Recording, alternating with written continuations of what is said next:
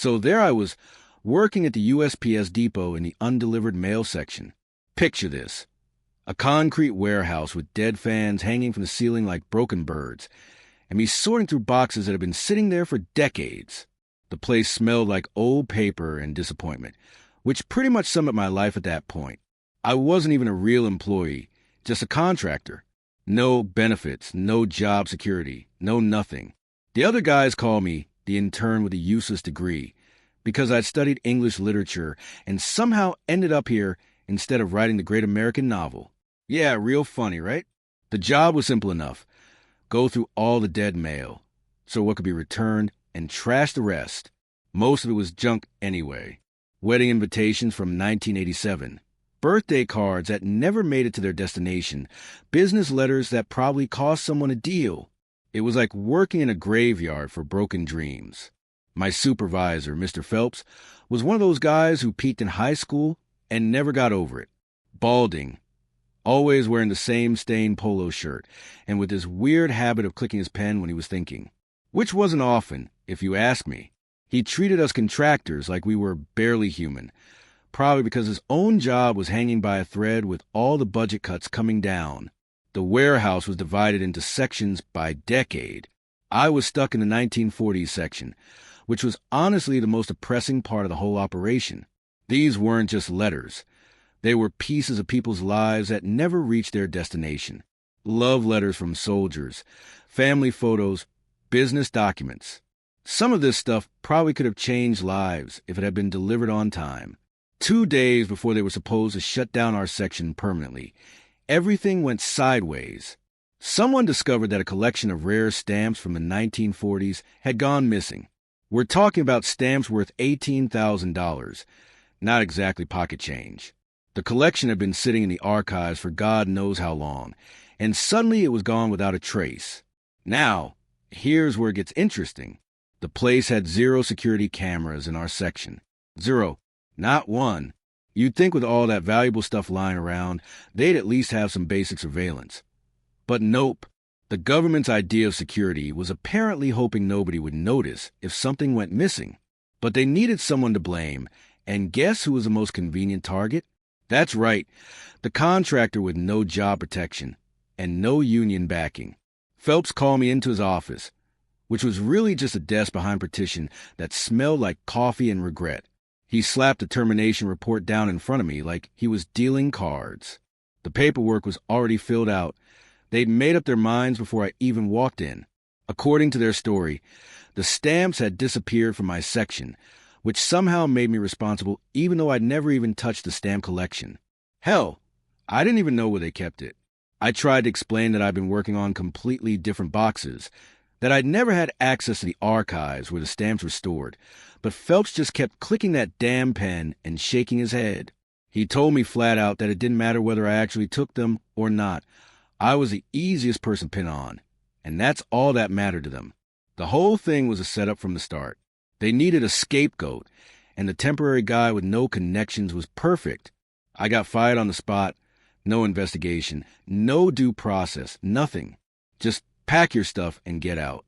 The security guard even walked me to my car like I was some kind of criminal. But here's the kicker. The next day, there was an article in the local paper about it. Young postal workers suspected in rare stamp theft. They didn't use my name, but everyone in town knew exactly who they were talking about. My phone started ringing with people asking if I really stole those stamps. My landlord started giving me funny looks. The cashier at the grocery store avoided eye contact. I'd gone from nobody to local pariah overnight, all because some bureaucrat needed someone to blame for their own incompetence. The worst part was knowing that whoever actually took those stamps was probably laughing their ass off while I took the heat. But I wasn't going to just roll over and take it. Sure, I was just a contractor with an English degree working in a dead-end job, but I still had my pride. And something about the whole situation stank worse than the warehouse on a hot day. That's when I decided to go back one more time. Phelps had told me I could come in to finish sorting one last box, probably just to make sure I couldn't claim they owed me any final payment. He made it clear that after I finished that box, I'd never existed as far as the Postal Service was concerned. Little did I know that one last box was about to change everything. Sometimes the universe has a weird sense of humor, and sometimes the thing that looks like your worst day turns out to be the beginning of something you never could have imagined. I showed up that final morning with nothing to lose and everything to prove. The warehouse felt different somehow, emptier, quieter, like it was holding its breath. Most of the other workers had already been transferred or laid off, so it was just me and the ghosts of all those undelivered messages. That last box was sitting there waiting for me, beat up and water-stained, with a faded label that read 1943, Brooklyn, undelivered. Just another collection of dead letters from people who were probably dead themselves by now. Or so I thought. As I started going through the contents, I found the usual stuff: bills, advertisements, personal letters that never made it home. But at the bottom of the box, wrapped in what looked like an old dish towel, was something that made my hands shake when I picked it up. It was a pale yellow envelope, the kind they used to make mail with back in the day. The return address was barely legible, but I could make out the name, Moishe Levi. The envelope was addressed to someone in Manhattan, but the address was smudged beyond recognition. I opened it carefully, expecting to find just another old letter, but what I found inside was something that would turn my entire world upside down. It was a love letter, written in shaky handwriting, but it was the last few lines that made my heart skip a beat. The letter talked about hiding something called the blue light behind a bookshelf, and mentioned a name that any art student would recognize immediately. This wasn't just another piece of dead mail. This was potentially the key to one of the art world's greatest mysteries, and I was the only person who knew about it. The letter was written in that old-fashioned cursive handwriting that nobody teaches anymore. The paper was so fragile, it felt like it might crumble if I breathed on it wrong. But what really got my attention wasn't the condition of the letter. It was what it said. Moishe Levi had written to someone named Sarah, pouring his heart out about how much he loved her and how he was planning to propose when he got back from wherever he'd gone. Pretty standard stuff for a 1940s love letter, except for the very end where things got weird. He mentioned something about their family's most precious possession, something called a blue light that they'd hidden behind the bookshelf in their apartment. Then came the line that made my hands shake. If something happens to us, if we don't make it back, I need you to know where it is. It's the Chagall, the one Papa bought before the war. Now, I may have been just a postal worker with a literature degree, but I knew enough about art to recognize that name. Marc Chagall was one of the most famous artists of the 20th century. If this letter was legitimate, and if this painting was real, we were talking about something worth more money than I'd ever see in my lifetime. But here's the thing. I'd been burned once already by getting my hopes up. For all I knew, this could be some elaborate hoax, or maybe just the confused ramblings of someone who didn't know what they were talking about. People back then threw around artists' names all the time without really understanding what they meant. Still, something about the way the letter was written, the specific details, the genuine emotion in every line, it felt real. The guy wasn't bragging or trying to impress anyone. He was scared, and he was trying to make sure someone he loved would be taken care of if he didn't make it home. I spent the rest of that day researching everything I could find about the Levi family in Brooklyn during the 1940s. What I found made my stomach drop. Moishe Levi and his entire family had been among the thousands of Jewish families who'd been deported from Brooklyn in 1943. None of them had ever come back. The building where they'd lived was still standing, amazingly enough. It was one of those old 3-story brownstones that somehow survived all the urban renewal projects over the decades. The current owner was some property management company that had bought it cheap and turned it into low-income housing. I drove out to Brooklyn the next morning, telling myself I was probably chasing shadows, but unable to let it go. The building was exactly what you'd expect from a slumlord operation. Peeling paint, broken windows, and a front door that looked like it had been kicked in more times than it had been opened properly. The super was this ancient guy named Tony, who'd been living in the basement for about 40 years. He looked at me like I was crazy when I started asking about the building's history, but when I mentioned the Levi family, his whole expression changed. Tony remembered hearing stories about the family that used to live on the second floor. According to the old-timers in the neighborhood, they'd been some kind of art dealers or collectors before the war. The family had disappeared overnight, leaving everything behind. The landlord at the time had just sealed up their apartment and rented it to someone else. Here's where it gets interesting. Tony told me that apartment 2B had been through dozens of tenants over the years, but nobody ever stayed long. They all complained about the same thing. There was something wrong with the back wall in the living room. It was always cold, even in summer, and sometimes people heard noises coming from inside the wall. Most landlords would have investigated by now, but this wasn't most landlords. This was the kind of place where they painted over mold and called it maintenance. If tenants complained about weird noises in the walls, they just got told to deal with it or move out. The current tenant was a single mom named Maria who worked double shifts at a diner just to afford the rent. When I explained what I was looking for, she laughed and said I was welcome to check out the weird wall if I wanted. She'd been wondering about it for months, but was too afraid to mess with it in case the landlord tried to blame her for damages. The apartment was small and cramped, with furniture that had seen better decades. But there was a built-in bookshelf against the back wall that looked like it had been there since the building was constructed. The wood was dark with age, and when I pressed against it, I could feel that it wasn't quite flush with the wall behind it. Maria watched from the doorway as I started carefully removing the books from the shelves. Most of them were paperback romances and self-help books, nothing that belonged to the original tenants. But as I cleared each shelf, I could see that the bookshelf wasn't actually attached to the wall. It was just sitting in front of it. With Maria's help, we managed to slide the heavy bookshelf away from the wall. Behind it was exactly what I'd been hoping and dreading to find, a section of wall that had been bricked up sometime in the 1940s. The mortar was old and crumbling, and I could see gaps where the bricks didn't quite meet. I borrowed a hammer from Tony and started carefully chipping away at the mortar. With each brick I removed, my heart pounded harder. This was it. Either I was about to make the discovery of a lifetime, or I was about to find out that I'd been chasing a ghost story. The space behind the wall was small, maybe 2 feet deep and 4 feet wide. It was dark and musty, filled with the smell of old paper and mothballs. But there, wrapped in what looked like an old winter coat, was a rectangular bundle about the size of a large painting. My hands were shaking as I carefully lifted it out. The coat was heavy wool, the kind they made to last back in the day.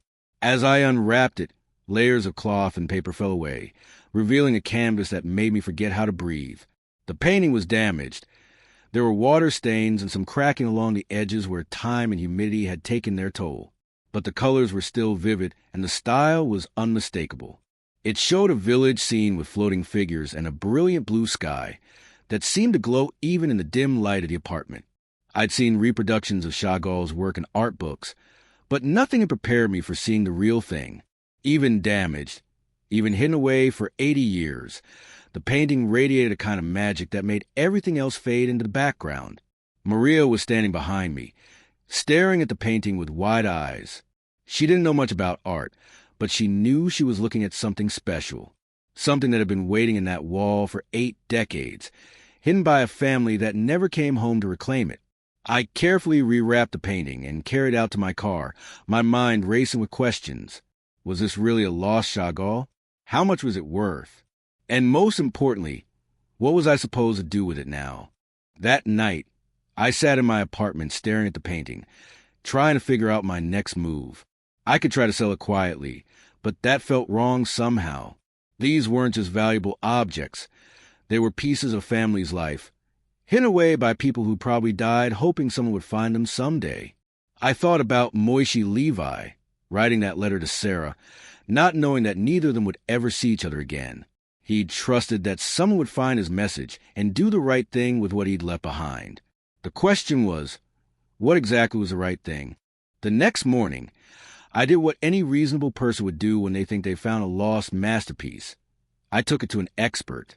There was this art authentication service in Manhattan that I'd found online, run by a guy named Dr. Marcus Webb, who'd been in the business for 30 years. Dr. Webb took one look at the painting, and his whole demeanor changed. He went from polite but skeptical to intensely focused, pulling out magnifying glasses and special lights, examining every inch of the canvas. After about an hour of careful inspection, he looked up at me with this expression I'll never forget. 2 weeks later, I got the call I'd been waiting for. Dr. Webb's voice was barely controlled excitement as he delivered the news. The painting was authentic. Not just authentic. It was a previously unknown work by Marc Chagall, painted sometime around 1938. The piece was called The Blue Light, and according to art historians, it had been considered lost since the war. But here's where things got complicated. The moment word got out that I'd found the painting, suddenly everyone wanted to know exactly how I'd come across it. And by everyone, I mean the police, lawyers, insurance companies, and half the art world. Detective Rodriguez from the NYPD Art Crimes Unit was the first to show up at my apartment. She was this no-nonsense woman in her 40s who probably heard every story in the book about stolen or forged artwork. She sat across from my kitchen table, notebook out, asking me to go through every detail of how I'd found the painting. I told her about the letter, about the research I had done on the Levi family, about finding the painting behind the wall. She listened patiently, taking notes, but I could see the skepticism in her eyes. To her, I was just another guy with a convenient story about how he'd happened to stumble across $1 million painting. Then came the lawyers. The insurance companies wanted to know if the painting had been covered by any policies from the 1940s. The city's Cultural Heritage Department wanted to determine if it should be considered abandoned property. And somewhere in the middle of all this bureaucratic chaos, Mr. Phelps decided to stick his nose into the situation. Phelps had heard about the painting through the local news coverage, and suddenly he was very interested in my story. He showed up at the police station as a witness, claiming that I'd had unauthorized access to the postal archives even after I'd been fired. According to him, I could have planted the letter myself to cover up the stamp theft. The guy was actually suggesting that I'd somehow acquired a lost Chagall painting, planted an 80-year-old letter in a postal archive, and then orchestrated this whole elaborate scheme to make myself look innocent of stealing $18,000 worth of stamps. It was so ridiculous that I almost laughed, except nobody else seemed to find it funny. Suddenly, instead of being a guy who'd made an incredible historical discovery, I was back to being a suspect. The same newspapers that had been calling me a hero for finding the lost painting were now running articles with headlines like, "Questions Surround Postal Workers' Art Find." This was a whole new level of frustration.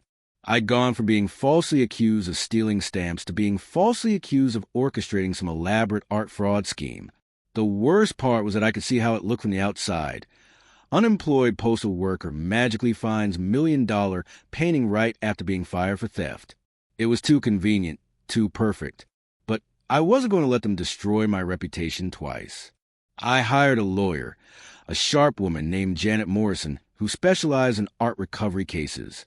She wasn't cheap, but she understood that this wasn't just about money. This was about my integrity, and about honoring the memory of a family that had been lost to history. Janet immediately went to work building a case that would prove the painting's legitimate provenance. She tracked down immigration records showing the Levi family's deportation in 1943. She found property records confirming that they'd lived in the building where I'd found the painting. She even located distant relatives in Israel who remembered hearing stories about the family's art collection. Meanwhile, I was getting harassment from all sides. Phelps was giving interviews to anyone who'd listen, painting me as some kind of criminal mastermind. Anonymous people were calling my apartment at all hours, some accusing me of being a thief, others demanding that I donate the painting to various museums. The media circus was insane. I'd wake up to find reporters camping outside my building, shoving microphones in my face every time I tried to leave. They all want to know the same thing. Was I a hero who'd recovered a lost masterpiece, or was I a scammer who'd orchestrated an elaborate fraud? The art world was split down the middle. Some experts believed my story and praised me for following proper authentication procedures. Others suggested that the whole thing was too convenient, that someone with my background couldn't possibly have made such a discovery legitimately. What really got to me was the way people started treating me differently. Friends I'd known for years began acting uncomfortable around me, like they weren't sure what to believe. My neighbors would cross the street when they saw me coming. The cashier at my local grocery store started watching me like I might steal something. This was exactly what had happened after the stamp incident, except now the stakes were higher and the scrutiny was 10 times worse. I'd gone from being nobody to being infamous, and I wasn't sure which was worse. The investigation dragged on for months. Every expert who examined the painting confirmed it was authentic, but that didn't stop the conspiracy theories. Some people were convinced that I'd stolen the painting from a museum or private collection and made up the whole story about finding it behind a wall. The most frustrating part was that I couldn't even enjoy what should have been the discovery of a lifetime. Instead of celebrating, I was spending all my time and money fighting to prove that I hadn't done anything wrong. The painting was locked away as evidence while lawyers and investigators argued about its ownership. Janet kept reassuring me that the truth would come out eventually, but I was starting to lose faith in the system. How many times can you be accused of something you didn't do before you start wondering if maybe you're cursed or something? The stress was eating me alive. I wasn't sleeping. I wasn't eating right, and I was starting to question everything about my life. Maybe I should have just kept my mouth shut about the painting. Maybe I should have sold it quietly and moved to another state where nobody knew who I was. But then I'd think about Moishe Levi, hiding that painting behind a wall, hoping that someday someone would find it and do the right thing. He'd trusted that whoever found his message would honor his family's memory, not profit from their tragedy. That's what kept me going through all the legal battles and media harassment. This wasn't just about me anymore. It was about a family that had been erased from history, and a painting that deserved to be seen by the world instead of hidden away in some private collection. The turning point came when Janet tracked down a Holocaust survivor named Ruth Goldman, who'd grown up in the same neighborhood as the Levi family. Ruth was 93 years old and living in a nursing home in Queens, but her memory was sharp as a tack. Ruth remembered the Levi family clearly. She remembered Moishe's father, who'd been an art dealer before the war. She remembered the paintings that had hung in their apartment, including one with a brilliant blue sky that had made her think of flying every time she looked at it. When Ruth saw a photograph of the painting I'd found, she started crying. She told us that she'd been there the night before the family was taken away, when Moishe's father had hidden the painting behind the bookshelf. She'd been just a child then, but she'd never forgotten the desperate hope in the old man's eyes as he sealed up their most precious possession. Ruth's testimony changed everything. Here was a living witness who could confirm that the painting had belonged to the Levi family, that it had been hidden exactly where I'd found it, and that my story was completely true. But even with Ruth's testimony, the legal battle was far from over.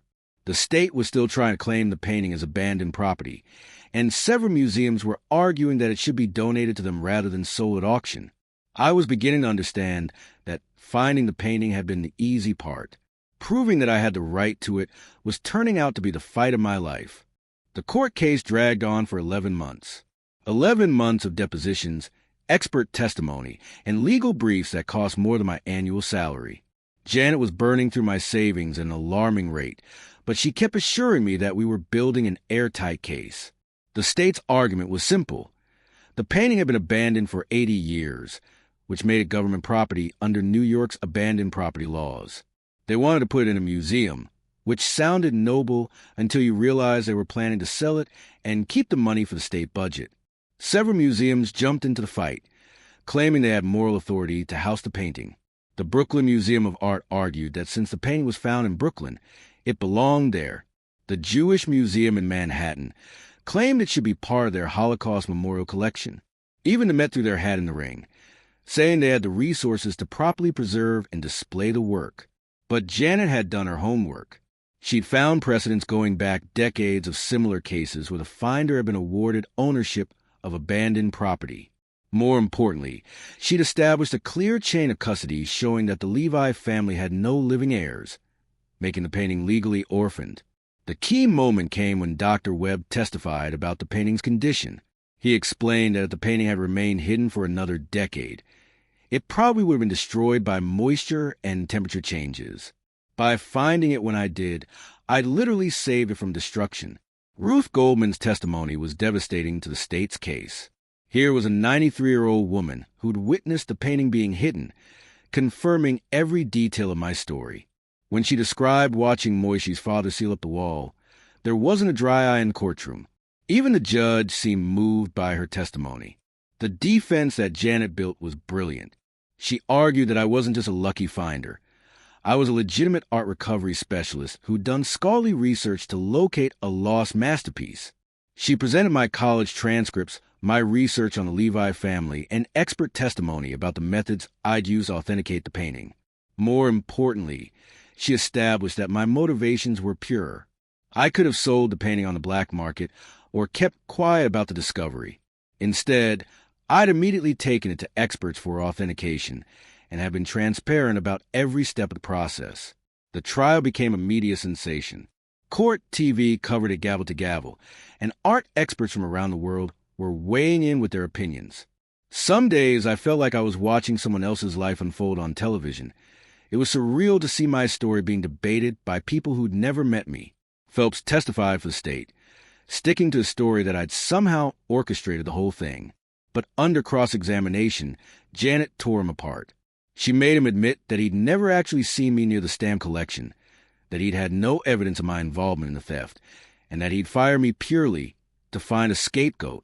The most satisfying moment of the whole trial came when Janet presented evidence that the stamp collection had been found 3 months after I'd been fired. It turned out that a different employee had been selling stamps in the collection for years, and they'd finally been caught when they tried to sell the rare ones online. Phelps had known about this for months, but hadn't bothered to clear my name. He'd let me walk around with the reputation of a thief even after they'd caught the real criminal. The judge was not happy when this came to light, and Phelps ended up facing his own legal troubles for wrongful termination.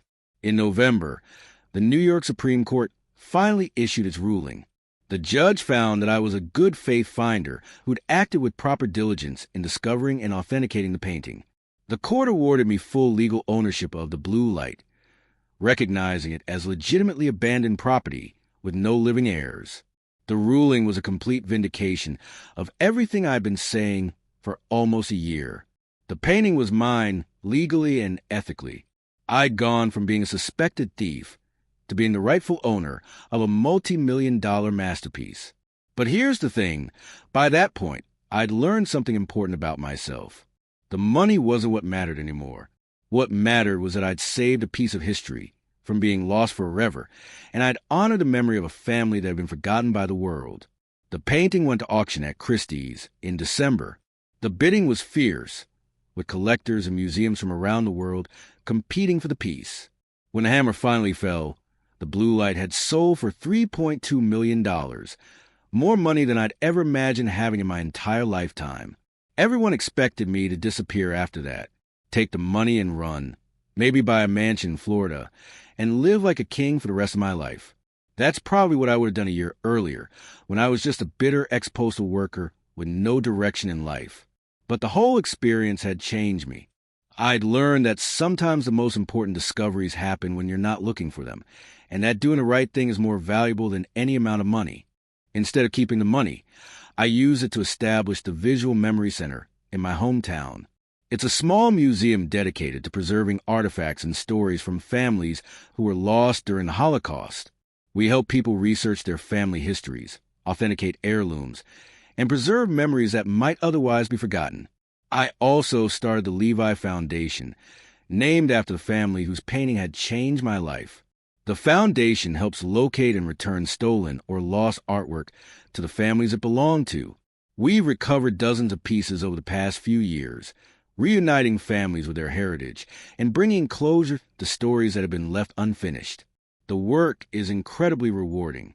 Every time we reunite a family with a lost photograph or painting, every time we help someone fill in a gap in their family history, I think about Moishi Levi and his desperate hope that someone would find his message. Dr. Webb joined our board of directors, donating his expertise to help authenticate pieces that people bring to us. Ruth Goldman became our first honorary member before she passed away last year. Even Maria, the tenant who'd helped me find the painting, volunteers with us now, helping other families navigate the complex world of art recovery. The Visual Memory Center has become something I never expected, a place where history comes alive, where forgotten stories get told, and where people can connect with their past in meaningful ways. We had visitors from around the world, including some distant relatives of the Levi family, who flew in from Israel to see the place where their family story had been rediscovered. The painting itself is on permanent display at the center, but it's not the star of the show. The real stars of the stories, hundreds of them now, each one representing a life that was almost forgotten, a family that was almost lost to history. People often ask me if I regret giving up the money, if I wish I'd kept the millions for myself. The answer is always no. That money was never really mine to begin with. It belonged to the Levi family, to their memory, and to the millions of other families whose stories deserve to be told. What I got instead was something much more valuable: purpose. For the first time in my life, I was doing work that mattered, work that made a difference in the world. I'd gone from being a nobody sorting dead mail to being someone who helped bring the past back to life. The best part is that the story doesn't end with me. Every piece we recover, every family we reunite with their heritage, every story we preserve, it all creates ripples that spread out into the world. We're not just saving artwork. We're saving memory itself, ensuring that the people who came before us are never completely forgotten. Sometimes I think about what would have happened if I'd never found that letter, if I'd just finished my shift and walked away from the Postal Service forever. The painting would still be rotting behind that wall. The Levi family would still be forgotten, and I'd still be drifting through life without any real purpose. But that's not how it happened. Sometimes the universe puts exactly the right person in exactly the right place at exactly the right time. And sometimes, if you're brave enough to follow where it leads, you discover that you're capable of so much more than you ever imagined. After the court ruling, I had one more piece of unfinished business to take care of. The whole nightmare had started with Phelps and his false accusations, and I wasn't about to let that slide. My lawyer, Janet, suggested we had a strong case for a civil lawsuit against both the Postal Service and Phelps personally. The case was straightforward: wrongful termination, defamation of character, and intentional infliction of emotional distress. Janet had documentation proving that Phelps had fired me without cause, that he continued to spread false accusations even after the real stamp thief had been caught, and that his actions had caused significant damage to my reputation. The Postal Service tried to settle out of court almost immediately. They knew they were in deep trouble, firing an employee without evidence, allowing a supervisor to make false public statements, and failing to correct the record when the truth came out. Their lawyers were practically throwing money at us to make the case go away quietly. But I wasn't interested in quiet settlements. I wanted a public acknowledgement of what had happened. I wanted Phelps to face consequences for his actions. Most importantly, I wanted to make sure this couldn't happen to someone else who didn't have the resources to fight back. The civil trial was much shorter than the criminal case had been. The evidence was overwhelming. Personnel records, witness testimony, newspaper articles, and documentation of the real stamp theft. The Postal Service's lawyers basically threw Phelps under the bus, admitting that he'd acted outside policy and without authorization. Phelps himself was a shadow of his former arrogant self. Gone was the cocky supervisor who'd enjoyed pushing around contractors. In his place was a middle-aged man who'd lost his job, his pension, and his reputation. He sat at the defendant's table, looking like he'd aged 10 years in the past too. The most damning evidence came from other former employees who testified about Phelps's pattern of behavior. It turned out I wasn't the first person he'd falsely accused of theft. Over the years, he'd fired at least 6 other contractors and temporary workers under similar circumstances, always when inventory came up short, always without real evidence. One woman testified that Phelps had accused her of stealing office supplies worth $30, firing her on the spot, and blacklisting her from other Postal Service jobs. A man in his 50s described how Phelps had blamed him for missing packages, destroying his chances of getting hired permanently after 15 years of contract work. The pattern was clear.